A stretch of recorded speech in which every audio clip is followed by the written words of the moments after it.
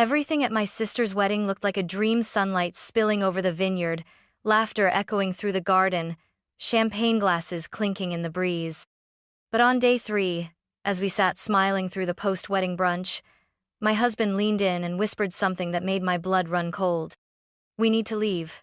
Now." I froze. My fork stopped mid-air. "What the hell are you talking about?" I hissed under my breath.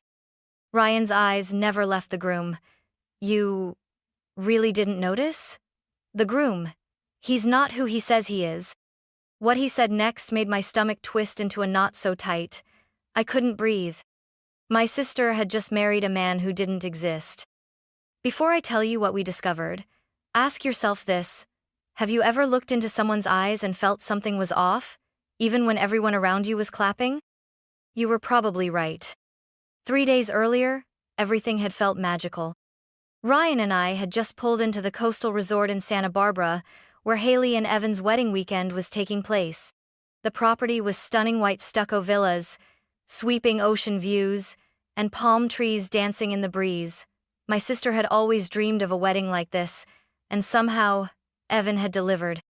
Haley met us at the main entrance, glowing in a flowing blue sundress. Her blonde hair was curled to perfection, and her eyes were lit up like a kid on Christmas morning. Ryan," she squealed, pulling me into a hug so tight I nearly dropped my overnight bag. "I'm so glad you're here." She turned to Ryan and gave him a warm smile. "And thank you for finally taking time off. I told Emily this wouldn't be complete without you." "It's good to finally meet Evan properly," Ryan said. "He must be a hell of a guy to make her this happy."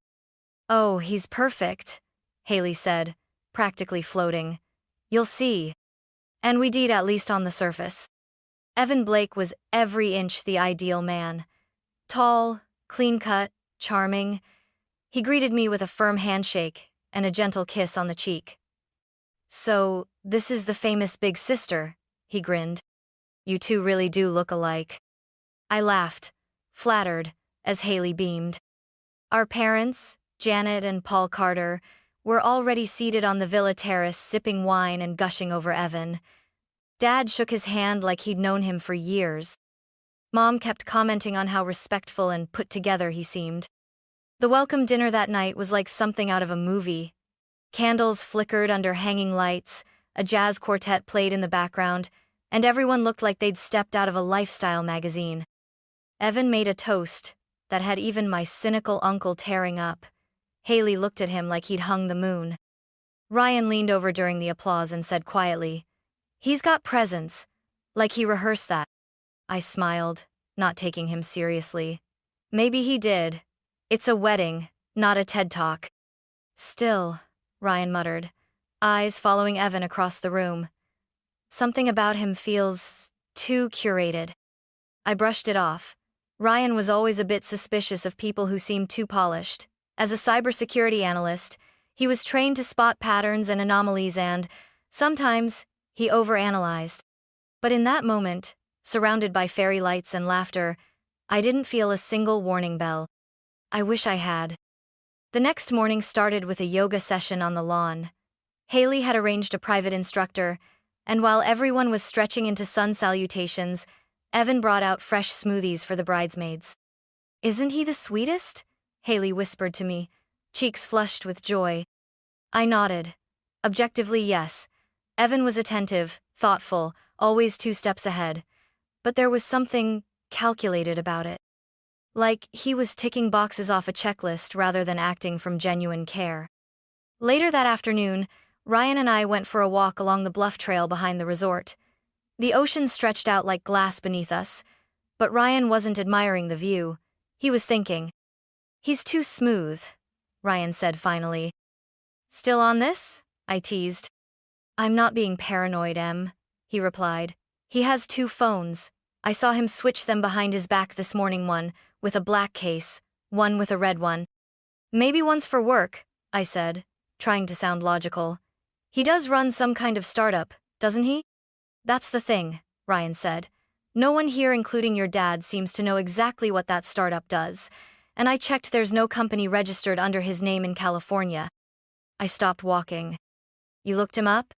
Ryan nodded, unapologetic. I just did a basic name and state search. Nothing came up, not even a LinkedIn.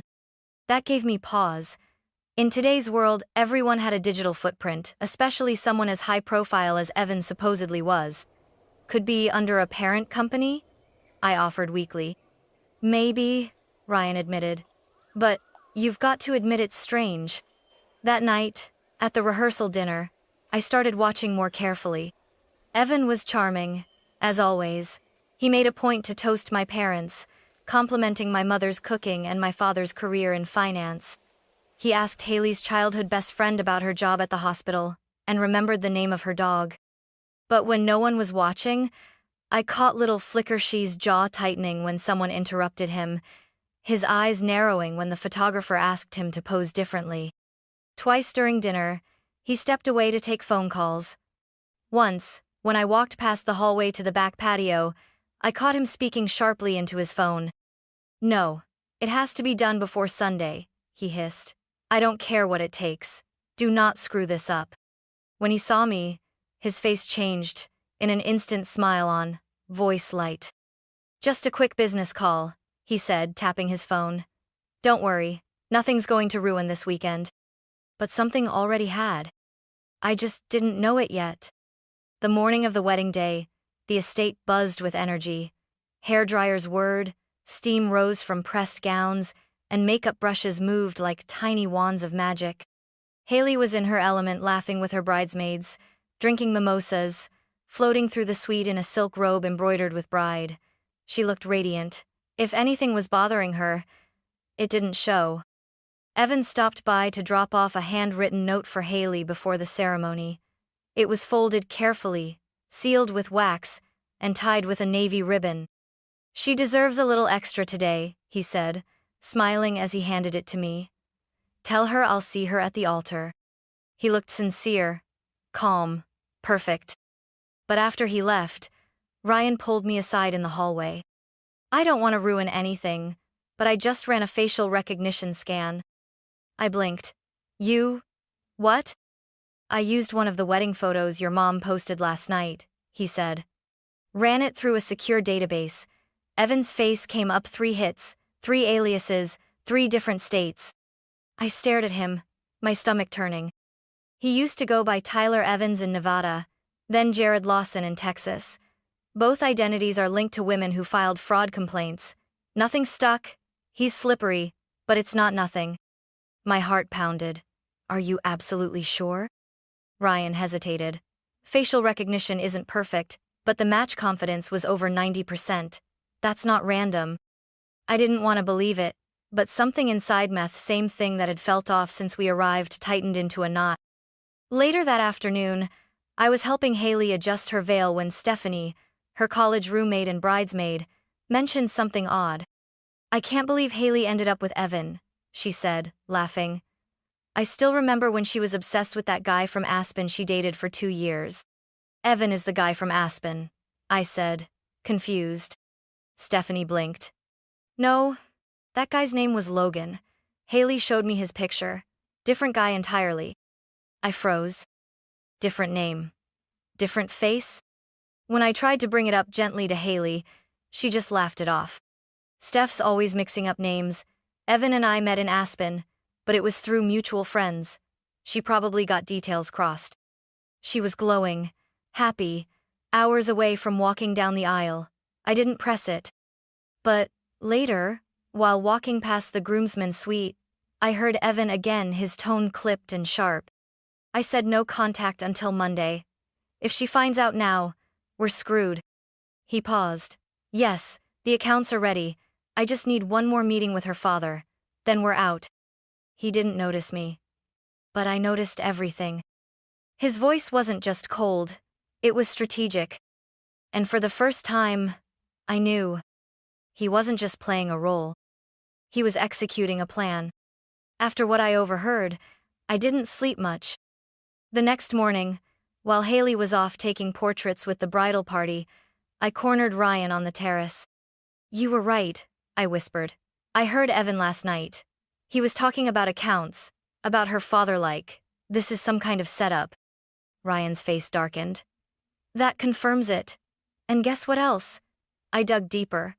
The startup Evan says he runs? Still nothing. But the alias Jared Lawson had an LLC registration in Texas dissolved a year ago after a woman filed a restraining order. I rubbed my temples. Why is he doing this to Haley? He's not, Ryan said grimly. He's using her, just like he used the others. She's the access point. To what? I didn't have to wonder long.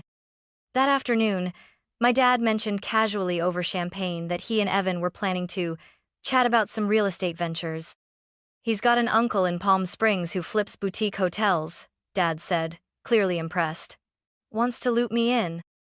My father ran a real estate investment firm that managed millions. For a predator, it was the jackpot. I tried to stay calm. Has he seen any of your business plans? Dad chuckled. Just the pitch decks. Nothing sensitive. Why? I shook my head. Just curious. Ryan's words echoed in my head. She's the access point. Later that day, during the cocktail hour before the reception, I overheard Evan talking to one of my uncles about Aspen. You know, that's where I met Haley, he said casually, sipping from a whiskey glass. She spilled coffee on me at a ski lodge cafe. Total meet cute. My blood ran cold. 2 nights ago, he'd told the story at dinner. That they met at a fundraising gala. Said Haley had been dragged there by a friend, and he'd been presenting for a nonprofit. Which one was it? When I asked Haley again, she repeated the ski lodge version. He always teases me for being clumsy, she giggled. It was such a mess. I had whipped cream on my coat for days. 2 stories. 1 lie. I pulled Ryan aside. He's not just inconsistent. He's good at it, I said. He's giving different people different backstories and hoping we don't compare notes. Ryan nodded. It's a common manipulation technique. Create just enough warmth, charm, and false familiarity that no one wants to question you. But I was done being polite. I needed to protect my sister. Even if it meant breaking her heart. It wasn't until late that night, after the reception had ended and the last sparkler had fizzled out, that Ryan showed me what he had been working on behind the scenes. We were back in our suite, still dressed in formal wear, the distant sound of music drifting up from the garden. Ryan sat on the edge of the bed, phone in hand, expression grave. I didn't want to ruin the day, he said softly. But it's gone far enough. You need to see this. He opened a secure folder on his phone photos, legal documents, screenshots. First, a driver's license, Jared Lawson, Texas. Then another, Tyler Evans, Nevada. Same face, different names. Next came screenshots of financial complaints, 2 Reddit threads, a local news article. The headlines made my heart sink. Man accused of romance investment scam, vanishes after pocketing, $150K. He promised me forever. 3 women speak out on same man using multiple names. I scrolled further. One of the women had even posted screenshots of text, same writing style, same emojis, same phrases Evan used with Haley. I ran reverse searches on his engagement photos, Ryan said. Found a match with a Facebook account under a 3rd name, Michael Dean from Arizona. That account was deleted last week. I stared at the phone, numb. Why isn't he in jail? No one pressed full charges. He plays the gray zone. No direct threats. Just charm, manipulation, and access. He gets what he wants: money, status, connections, and disappears before people realize the damage. I wanted to scream. Not just because my sister had married a stranger, but because she had fallen so hard, so fast, so blindly. How long do you think he's been planning this? I whispered. At least a year, Ryan said. He probably scoped Haley through her work or socials, saw her connections, researched your dad, then swooped in like a storybook prince. My hands shook as I held the phone. There were wedding photos, smiles, laughter, a man who didn't exist, staring back at me with eyes that suddenly looked empty. We have to stop him, I said, standing up. We will, Ryan replied, but we have to be careful. He's good at slipping away when cornered. If we confront him too soon, he'll vanish. Again. So what do we do? Ryan looked at me, steady. We get Haley somewhere private. We show her this, and we make sure she's safe before we say anything to him. It was nearly midnight. The wedding was over. The fallout hadn't even begun. The morning after the wedding, the atmosphere was light and sleepy. Guests drifted into the estate garden for the farewell brunch, sunglasses on, coffee in hand, still basking in the afterglow of what they thought was a flawless celebration. Haley was seated at the head table, radiant in a soft ivory sundress, her hair tied back in a ponytail, laughing as she sipped mimosas with our parents. Evan was next to her, charming as ever, tossing inside jokes at the groomsmen and greeting guests like he'd known them for years. It made my skin crawl. Ryan was tense beside me, checking his phone repeatedly. He'd looped in one of his cybersecurity contacts, who had just confirmed it. The aliases all connected. 3 women had filed financial fraud claims. One even named Haley's new husband direct under a name he'd used in Colorado. It was time. I stood up and whispered to Ryan, "Let's get her, now." We waited until Haley got up to use the restroom and followed her quietly down the hall. I gently called out, "Hey, can I talk to you for a sec?" She smiled, still glowing. "Sure. Is everything okay?" I hesitated. "Can we go somewhere private?" She looked concerned but nodded. We stepped into one of the side suites. Ryan closed the door behind us. "Okay," Haley said slowly. "What's going on?" I didn't waste time. I pulled out Ryan's phone, opened the folder of evidence, and placed it in her hand. What is this?" "Haley," I said gently. "Evan isn't who he says he is. His real name is unknown, but he's used at least 3 aliases in the last 5 years. He has a pattern meeting women, marrying fast, accessing their family's finances, and disappearing." She blinked, her mouth slightly open. "No," she whispered. "No. This is some kind of mistake." Ryan stepped forward. "We've verified it all, Haley. Names, documents, court records. He's under investigation in 3 states. She scrolled, her hand starting to tremble. This isn't Evan. This isn't my Evan."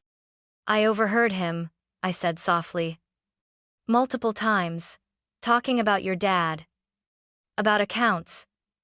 About making a move before Monday." Her face crumpled. "He told me he loved me," she whispered. "He said he wanted to build a life with me." "He said the same to others," Ryan said gently, almost word for word. For a long moment, Haley just stood there. Her entire body seemed to deflate, like the air had been sucked out of her chest. And then, she straightened. "I want to confront him," she said. "I want to hear it from him." "Haley, that's not safe," I said. "I don't care. I need to see his face when he realizes I know." We agreed on a plan. Haley would invite Evan into the garden-side pergola for a private moment. Ryan would discreetly text a contact at the local sheriff's office, who was already on standby thanks to the flagged identity report. 15 minutes later, Haley sat across from Evan under a flowering arch, hands in her lap, calm but cold. "I just want to ask one thing," she said. "Who are you? Really?" Evan blinked. "What?" She slid the phone across the table. "Your face.